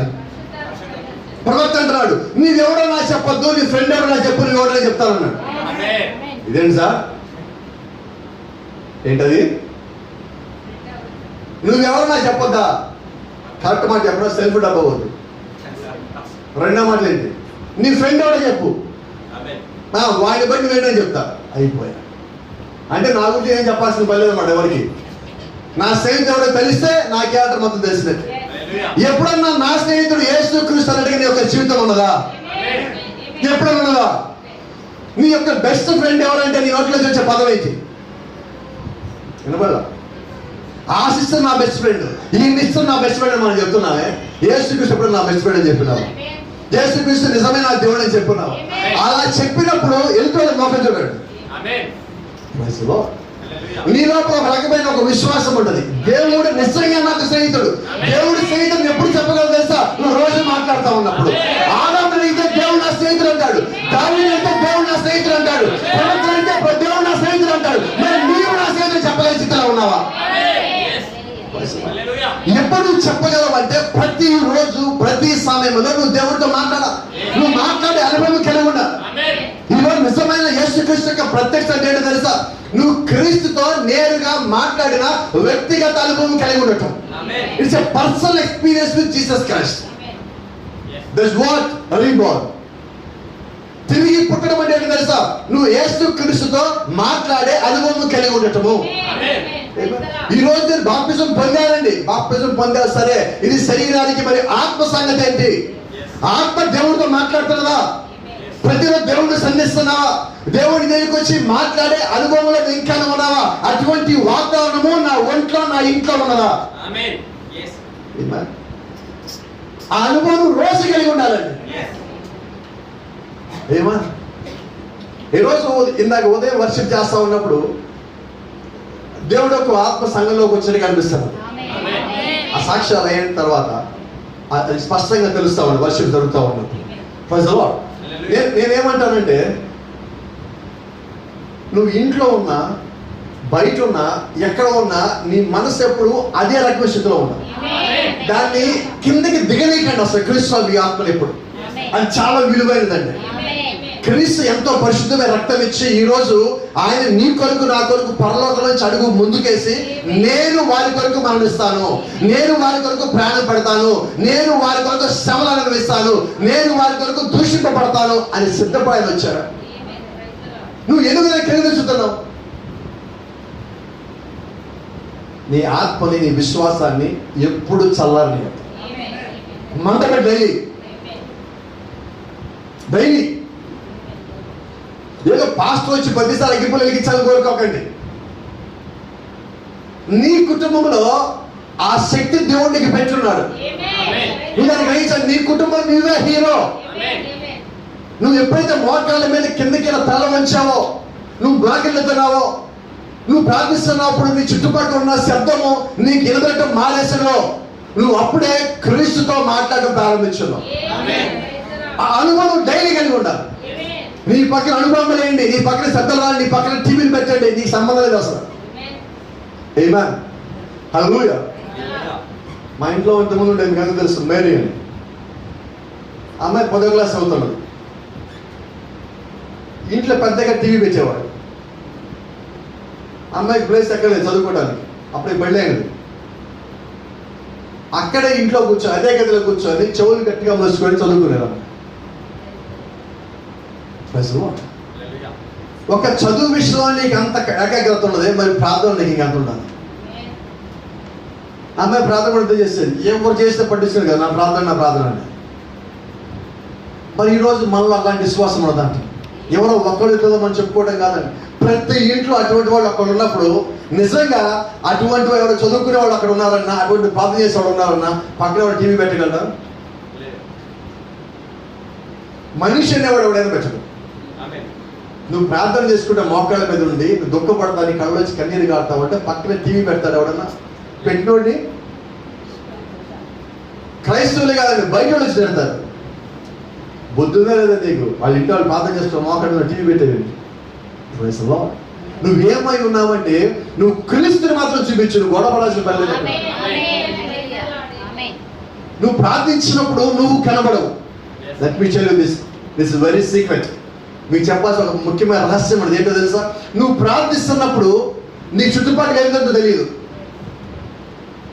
నువ్వు ప్రార్థిస్తున్నప్పుడు రెండో సంగతి జ్ఞాపకం పెట్టుకో, నీ చుట్టుపక్కల ఉన్న పరిస్థితుల మొత్తాన్ని దేవుడు తన స్వాధీనంలో తీసుకుంటాడు. అంటే నువ్వు పని చేయటంలా, నీలోంచి దేవుడు ఆ యొక్క వాతావరణం మొత్తం స్వాధీనం తీసుకొని ఆయన ఇక్కడికి వచ్చి పని చేస్తున్నాడు.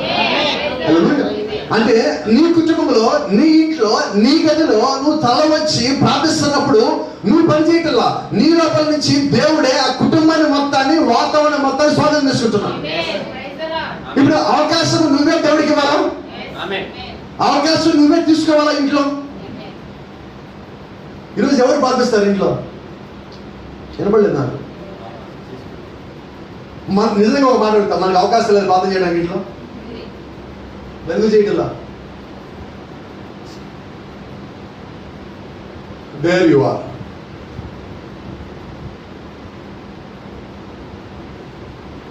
క్రీస్తు నిజంగా నా దేవుడు అని నమ్ముతున్నావు. ప్రార్థన చేసే శక్తి దేవుడు నీకు ఇచ్చాడా? ఇచ్చాడు. మరి ప్రార్థన చేస్తున్నామా తగినంతగా? ఒక్క మాట చెప్తా, ఈరోజు చాలా మంది ప్రవక్త అనుకొని పేరు చెప్పుకొని కాయలు అమ్ముకుంటున్నారు, సంఘాలు నడిపించుకుంటున్నారు, విశ్వాసం కూడా అలాగే ఉన్నారు. అయితే ఒకసారి ప్రాఫిట్ ఒక మెసేజ్ చెప్పిన తర్వాత ఈయనకన్నా ముందెళ్ళిన కారు యాక్సిడెంట్ అయ్యాడు.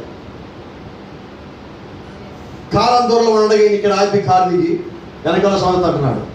ఆ కారులో ఉన్న వాళ్ళు ప్రార్థనకు వచ్చారు కదా ఆయన. అవునయ్యా. ఈయన అక్కడే కారు దిగి రోడ్డు మీద మోకరిల్లి ప్రార్థన చేస్తాడు. ప్రభు వాళ్ళు నిజంగా నిన్ను దేవుడిగా అంగీకరించేంత భారంగా వాళ్ళకి బోధించారా లేదా? అందుకని బోధించకపోతే లక్కీని అప్పచెప్పాలి. ఇప్పుడు వింటున్నారా? విశ్వాసిగా మీరు లెక్క అప్పచెప్పడం వేరండి. సేవకు అంత భారం కలిగి చెప్పకపోతే ఈ లెక్క అప్పచెప్పాలి. ఇక్కడ నిజంగా అటువంటి భారం ఈరోజు సేవకులో ఉన్నదా? ప్రతి కుటుంబం నిమిత్తం ప్రార్థన చేస్తారని సేవకులు. అయితే ఎంతమంది మనము సేవకుల కుటుంబం నిమిత్తం ప్రార్థన చేస్తాం? ఎప్పుడైనా సేవకుడు కానీ సేవకుడి కుటుంబంలో అనారోగ్యం ఎందుకు వస్తుందో తెలుసా? వినబడనా? బిలీవర్స్ ప్రార్థన చేయకపోయిన కారణం చాలా. సంఘంలో సూచనలు అద్భుతమైన సాక్ష్యాలు జరుగుతున్నాయి, సంతోషం. దానికి ఎంత ప్రార్థన ఉన్నట్టు, ఎంతమంది ప్రార్థించినట్టు, ప్రతి దానికి అదే రీతిగా ప్రార్థించండి. ప్రార్థన వదిలిపెట్టద్దు. అది దేవుడు మీకు ఇచ్చిన అత్యంత శక్తివంతమైన ఆయుధం. దాన్ని ప్రతిరోజు వాడండి. నీ ప్రార్థన తుప్పు పట్టిన ఆయుధం కావద్దు. అసలు ఒక ఇనుప వస్తువు ఉన్నదండి, తుప్పు పట్టిన వాళ్ళు ఏం చేయాలి? అవునా? వాడుతున్నామా? ఒకసారి నిమ్మకాయ పెట్టాలి దానికి, అవునా? ఎందుకని?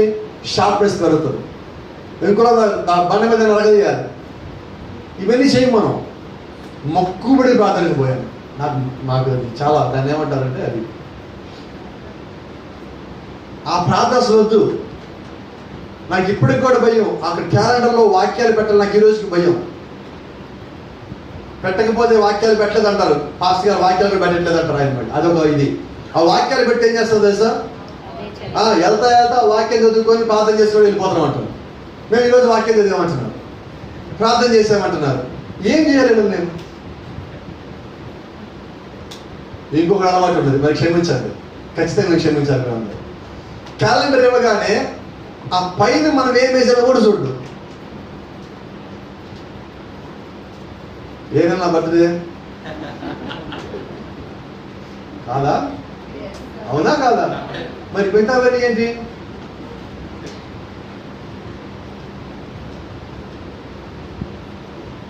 మిగతావన్నీ నీవు కాదా?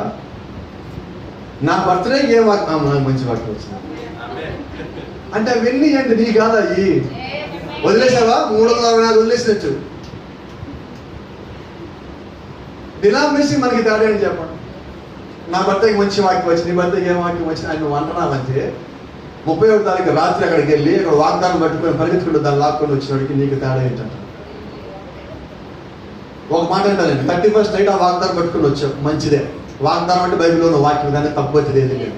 అయితే అక్కడ ఏముండదంటే నిన్ను స్వస్థపరిచే యెహోవా నేనే ఉన్నాను. నీకు ఆ రోజు రాత్రి నువ్వు దగ్గుతానో జలుబుతోనే వెళ్ళావు. 1వ తారీఖు ఉదయానికి వెళ్ళి దగ్గు జలుబు తగ్గిపోయింది. రైట్? వాక్యం నెరవేరిపోయిందా? అంటే ఈ సంవత్సరం మొత్తం ఇంకేం వాగ్దానం లేదుగా. ఇదేంటండి తీసుకున్నారు ఒకటి,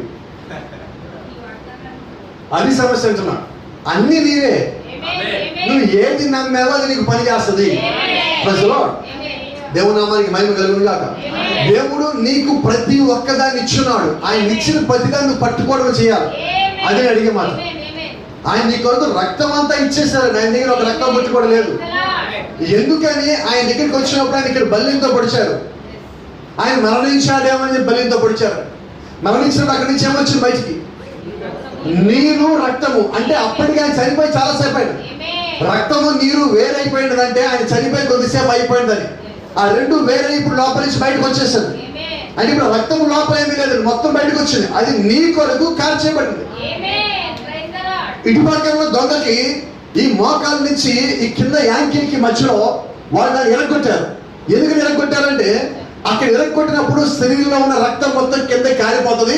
అప్పుడు ఆ వ్యక్తి మరణిస్తాడు. అంటే ఆ వ్యక్తి ఎప్పుడు మరణిస్తాడు? నీ శరీరంలో ఉన్న రక్తము మొత్తము బయటకు వచ్చేసిన తర్వాత. ఎన్ని లీటర్లు? 6 లీటర్లు శరీరం రక్తము. ఈ 6 లీటర్లు మొత్తం బయటికి పోయాయి. 197 ఎముకలు. పుట్టినప్పుడు 206 అంటే పెరిగాక 197 అవుతాయి. ఇప్పుడు 197 ఎముకలు. బైబిల్ చెప్తా ఉంది ఆయన ఎముకల్లో ఒక్కటి కూడా వెలుగు కొట్టబడలేదు. ఇప్పుడు ఆ పని చేయాలంటే కుడి పక్కన దొంగకి ఎముకలు కొట్టారు, ఎడం పక్కన దొంగకి ఎముకలు కొట్టాడు. ఈ దగ్గరికి వస్తున్నప్పుడు ఈయన అప్పటికే తల వాల్చేస్తున్నాడు. అతను ఎరగొట్టబోయి రెడీ అయ్యి మళ్ళీ ఆగాడు. ఎందుకు ఆగాడంటే అక్కడ లేఖనం నెరవేరాలి. ఈ రోజు చాలా మంది చాలా సంఘాల్లో ఒకటే ప్రసంగం, కొన్ని వేల లక్షల సంఘాల ప్రసంగం ఒకటే, ఆ 7 మాటలు. ఆ 7 మాటలు. నువ్వు 7 మాటల దగ్గర ఆగిపోయావు. మేమే 7 మొదలు దాటి వస్తున్నాం. నీకు దేవుడు ఆ 7 చాపేశాడు. మాకేమో ఇక్కడ 7 ముద్రలు ఇచ్చున్నాడు, 7 సంఘకాలను ఇచ్చున్నాడు, దానికి 70 వేలు ఇచ్చున్నాడు. నీవు అక్కడ ఆగిపోయి ఉన్నావు. ఆ పక్కన దొంగ, ఈ పక్కన దొంగ, వాళ్ళు ఎముక ఏడకుండా చనిపోయారు.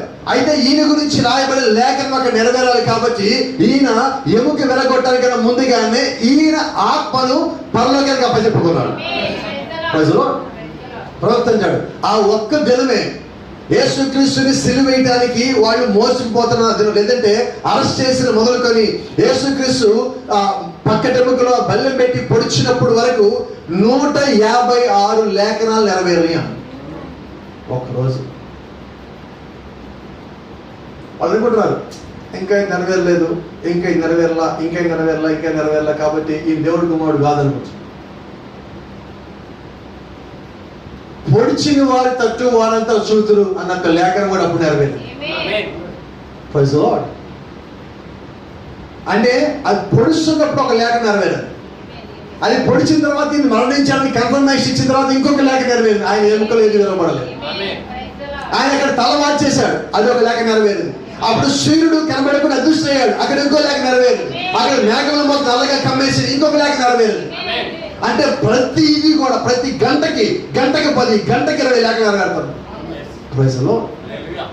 అంటే క్రీస్తు అవసరమైతే ఒకే దినము కొన్ని 100 లేఖలు నెరవేర్చగలరు. కాబట్టి ఆయన ఇంకా ఎప్పుడో వస్తాడేమో, ఇంకా ఇది అవ్వలేదు కదా, ఇంకా అది అవ్వలేదు కదా అని ఎదురు చూడద్దు.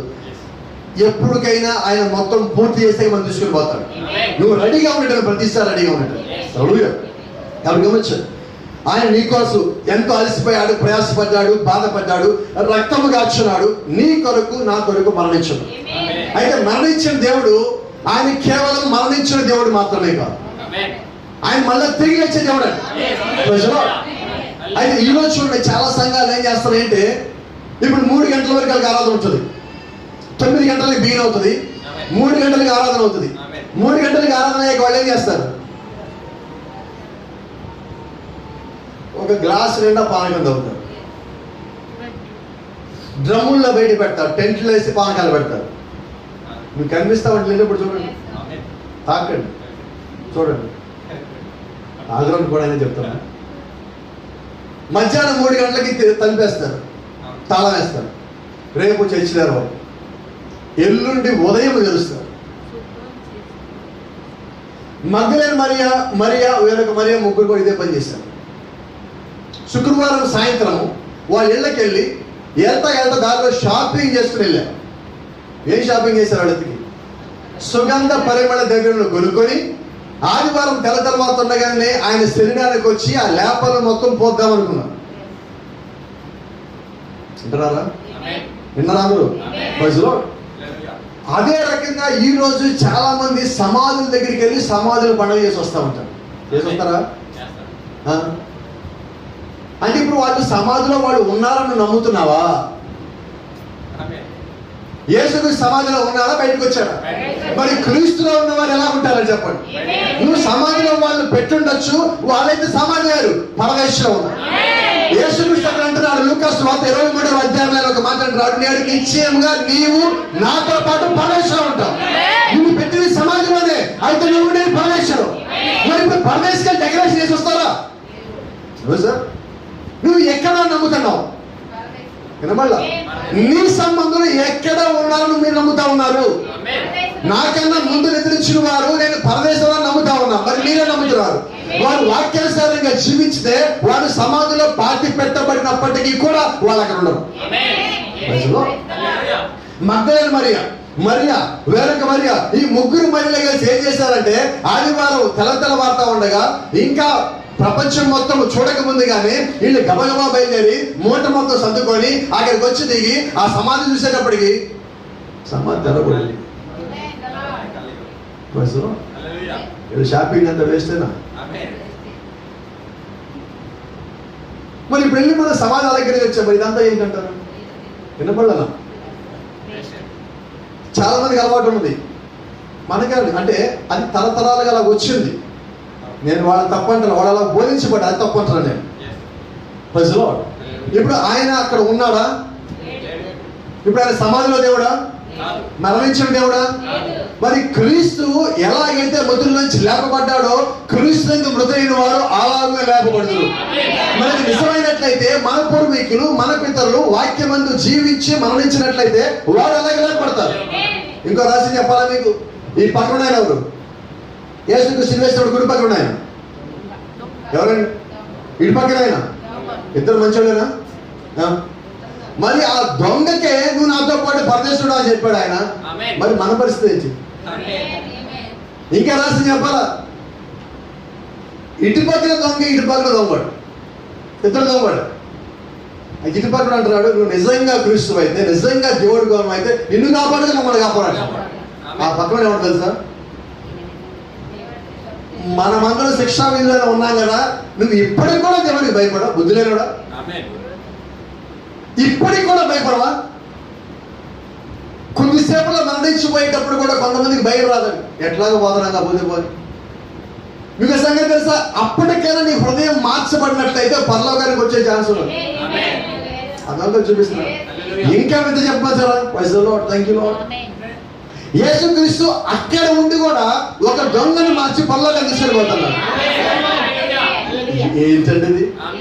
ఆయన సువార్త చేయాల, ఒక్క మాట మాట్లాడాల. ఈయన చూడగానే నిజంగా దేవుడికి మాట అనిపిస్తుంది. ఇంత భరిస్తున్నాడే, మనమైతే దొంగ పనులు చేస్తే మనకి ఇది అలవాటే. ఇంకా రాసిన తెలుసా మీకు? ఆ ఇద్దరు దొంగలు ఏం చేశారు? వాళ్ళు ఏది దొంగతనం ఏంటి? దొంగలు వాళ్ళ పేరు, అది వాస్తవం దొంగలు కాదు, దొంగతనం కూడా చేసేవాళ్ళు. వాళ్ళు ఏం చేసేవాళ్ళు అంటే, మరి ఎలా చెప్పాలి తెలియట్లే ఇక్కడ నిలబడి. స్త్రీల్లోనూ పురుషుల్లోనూ కొన్ని శరీర భాగాలు కోసేసి వాళ్ళు అక్కడి నుంచి రక్తం తాగేవాళ్ళు ఆ దొంగలు. అంత కిరాతకమైన దొంగలు. వాళ్ళకి విధించిన శిక్షలో భాగంగా యేసుక్రీస్తు శిక్ష చేశారు. ఎందుకంటే అది ఒక లేఖనం. ఆయన కూడా దొంగల వలె శిక్షింపబడాలి అని ఒక లేఖనము నెరవేర్చడం కొరకు ఆయన అలాగ చేయబడ్డాడు. అంత మూర్ఖుల మధ్య ఉన్నప్పుడు, అంత మూర్ఖుడు కూడా ఇక్కడికి వచ్చిన తర్వాత ఏమైనా క్రీస్తు చూసిన తర్వాత దేవుడికి భయపడవా? అంతకాలం భయపడలా. ఇప్పుడు ఈయన చూసిన తర్వాత, ఈ నొంటి మీద గాయాలు చూసిన తర్వాత, ఈ రక్తపాతం చూసిన తర్వాత ఆ రక్తము అతను మారుస్తున్నాడు. ఇతనిలో ఉన్న ఇంకా యేసుక్రీస్తులో ఉన్న మానవత్వం అతను ఇంకా మారుస్తాడు. యేసుక్రీస్తులో ఉన్న ఆత్మ అతను మారుస్తా ఉన్నది. మనం తప్పులు చేస్తాం, మనకి శిక్ష పడాల్సిందే. మరి ఇతను ఏం చేశారు? వీళ్ళు ఏమీ లేదా? ఆ దొంగ ఈ నిమిత్తం సాక్ష్యం ఇస్తున్నాడు.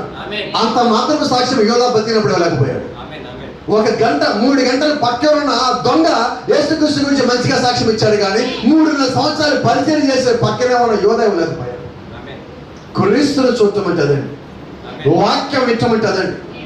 మనం ఎంతకాలం ఉన్నామనేది కాదండి, వాక్యము నీ లోపల ఎంత పని చేస్తుంది, అది ఎంత పని చేసిందో దేవుడు నీకు అంత కృపించున్నాడని, అంత నువ్వు మార్పు చెందావని, అంత పరలోకానికి నువ్వు దగ్గరై ఉన్నావని, అంత నీ మహిమాశీలను అంత త్వరగా పొందుకొని పోతున్నావని.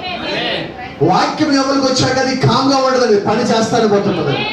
ప్రజలు ఇంకా రాసి చెప్పను, ఈయన శిలువలో ఉండి ఈయన మరణానికి వెళ్ళిపోతా కూడా ఇంకొకటి విడుదల ఇస్తున్నాడు. ఆ శిలువ మోసేటప్పుడు, ఈ శిలువుని కింద పడేసినప్పుడు ఒక ఆయన వచ్చి ఆ శిలువ మోసేటప్పుడు బైబిల్ చెప్తా ఉంది. ఎంతమంది గుర్తుంది? సీమోనా సిరేనియా, కురేనుడైన సీమోన్. ప్రజలో ఎవరండి ఆయన? అసలు యేసుక్రీస్తు ఎవరో తెలియని కురేనీయుడు. ఆయన ఇక్కడికి వచ్చి శిలువ మోసాడు. యేసుక్రీస్తు ఒక మాట అన్నాడు, ఎవరు శిలువను వాళ్ళు ఎత్తుకొని పోయారు. వింతైన విషయం ఏంటంటే, ఈ సీమోను యేసుక్రీస్తుకు శిలువను మోస్తున్నాడు. ఇంకా వింతైన విషయం ఏంటంటే, యేసుక్రీస్తుని ఇదే గుడ్ ఫ్రైడే రోజు సాయంకాలము 4 గంటలకి పైనుంచి కిందగదించి 5 గంటలకి ఆయన సన్నపు నారబట్టలో చుట్టి 6 గంటల లోపు దగ్గరలో ఉన్న అరిమత్తయ్య యోసేపు అనే సమాధిలో పెట్టున్నారు. ఎవరి సమాధి అది? యేసుక్రీస్తు సమాధి కూడా లేదు. సిలువేమో ఇంకొక ఆయన మోసాడు, సమాధేమో వేరొక ఆయన. ఈ ఒంటి మీద వస్త్రానికి చీట్లు వేసుకుని దాన్ని పంచుకున్నాడు. ఇక ఆయన మిగిలింది ఏంటి? ఏం లేదు. రక్తము మనకిచ్చేశాడు, శరీరము గాయాలకు అప్పచెప్పాడు, ఆత్మని పైకి అప్పచెప్పాడు. ఇక ఆయన దగ్గర ఏమొచ్చి ఉన్నాడు? ప్రజలో. అంటే ఎట్లాంటి దేవుడు మనం కలిగి ఉన్నాము? ఆయన తన కొరకు ఏమి దాచిపెట్టుకోవాలి అటువంటి దేవుడు మనం కలిగి ఉన్నాము. కాబట్టి ఒక మాట అంటున్నా, నిజంగా ఆయన అంటున్నాడు, lord and you will see me, I want my life rededicate. ప్రభా నన్ను చూస్తున్నావు, ఈ ఉదయం, ఈ గుడ్ ఫ్రైడే రోజు, ఈ ఉదయం నా యొక్క జీవితాన్ని నేను నీకు మళ్ళా పూర్తిగా సమర్పించు. ఎంతమంది సిద్ధంగా ఉన్నారు? మన ముందు నిలబడదాం.